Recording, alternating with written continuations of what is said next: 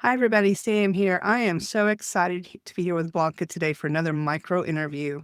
You are in for a treat to learn her tip, thought, or piece of advice. But first, I want to just tell you, we are so glad you found us. If you have been here before, we're glad you came back. If you are new here, we work with women that are working on building their business while creating a life that they love. And we do that one choice at a time. And maybe you'll learn something today during this interview that will actually help you get one step closer to doing that.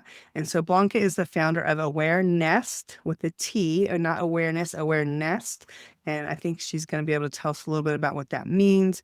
And she is currently in Texas like me, but we don't have the same accent. So maybe you can give us a little bit of that backstory, Blanca, and tell us, first of all, just tell us and everybody listening what I like to call your superhero origin story. Hello. Thank you so much, Sam, for having me here. Yes, my accent is actually from Budapest, from Hungary. That's where I was born and raised. And that's part of my superhero story or superpower story. So, my superpower story is that I was born and raised in Hungary, Budapest. It's a former communist country, and it brings a lot of baggage. So I decided to change my life when I was 26, and I actually moved to California to take care of kids. I actually changed the boardroom because I was a retail negotiator to change diapers, and people didn't understand me.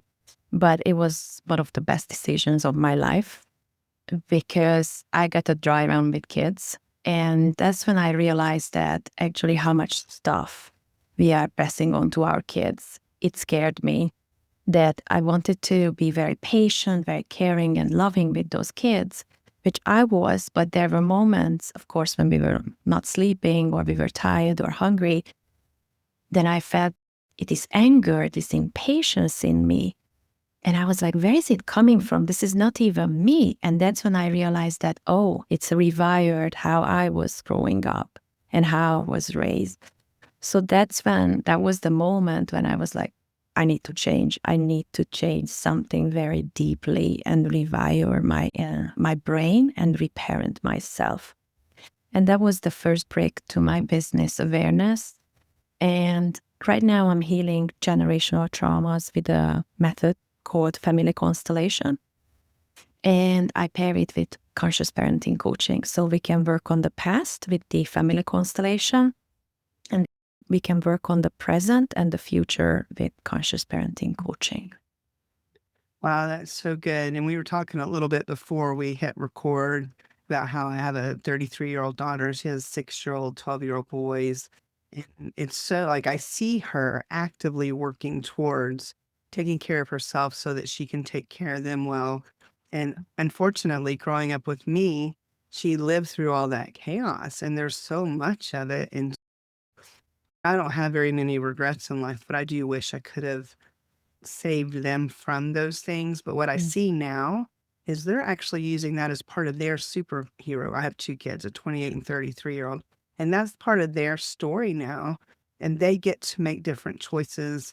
And so while I still feel like I wish I could have done something better, I still believe things work out the way that they were supposed to. Okay. I'm learning so much from my kids.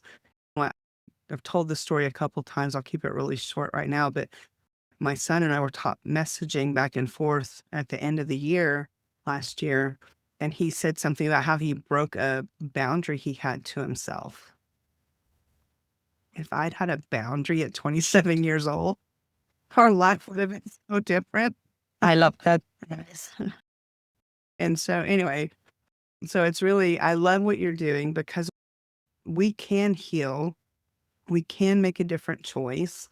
And people say, oh, people don't change. Oh, baby, let's just talk. I know it in my life. I know it in so many other people's life. If you want to change, you can.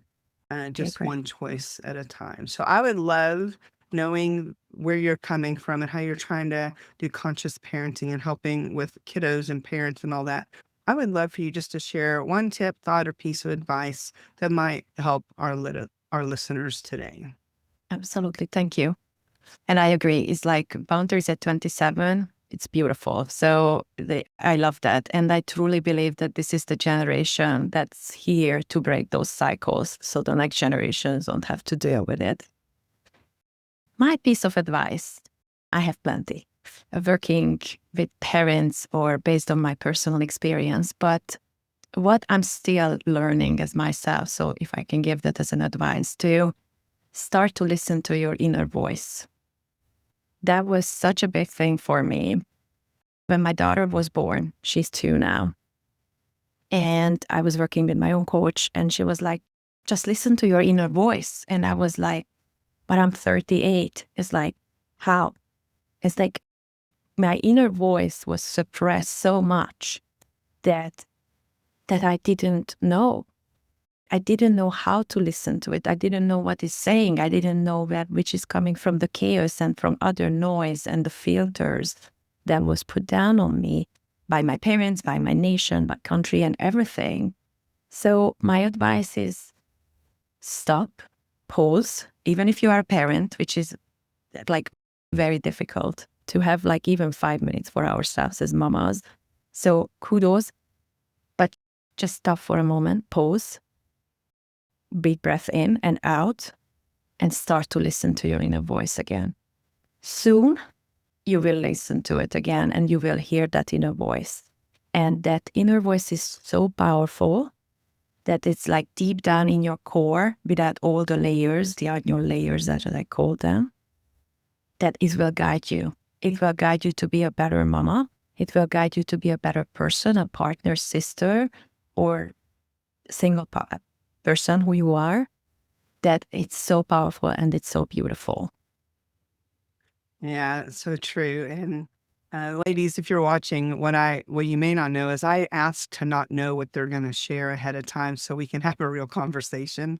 And so you don't know a lot about what I do and how Safe Heart Connections is set up, but that is so important. That pause. That's one of the things I teach is what I teach something that I call the overflow effect, where I teach them to keep their cup so full to the overflow that they give out of the overflow. And when you keep your cup full by doing those pauses, by taking that 5 minutes, and you're right, it is hard.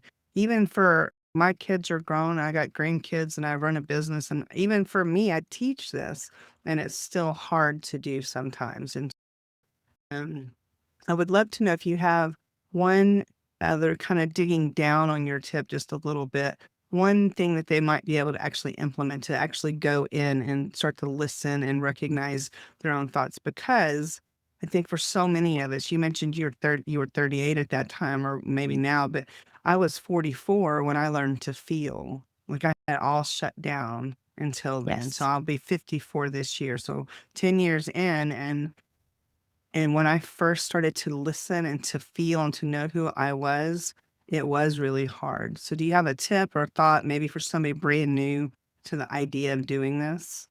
absolutely. By the way, when I was in therapy, I told my psychologist once that I don't want to feel. Can we just cut that out? And she was laughing at me and she was like, it's a great idea, but I don't think it's possible. So I totally can relate to not feeling because I had so much pain and hurt that is, I just do and I don't have to feel. But this is not how it works, especially if you are a woman. So my tip is listen to your body. Actually, your body is sharing so much information and it holds so much information that even if you don't listen to the voice yet or you don't hear the voice yet, your body is guiding you. In a moment when you feel like this anger is coming up, or I want to yell, or I'm happy, or I'm enjoying the moment, see how you feel. How is your face look like? How is your body? How is your tummy? How is your are you stretched? Are you like compressed? And everything is telling a story. So your body is easier to sometimes actually notice the signs before you hear that voice. So what my first step would be that listen to the body. Yeah, that's so good. Yeah. I'm so glad that we got connected. And I know that the Thank you. women listening. And even if there's guys out there on social media in the interwebs, if they're watching, they may have questions too. I will make sure that I have your links to all the places where Thank you. guys and the gals can get connected to you. And I'm very thankful to be able to help connect you to the women in my world. So, do I you have any appreciate closing that. thoughts before we wrap up today? Heal yourself and listen to yourself. The healing starts with you. The healing starts with you. I'm going to leave that Yes. right there. All Thank you, right. Sam. Thank you, Blanca. Have a great day. You too. Thank you.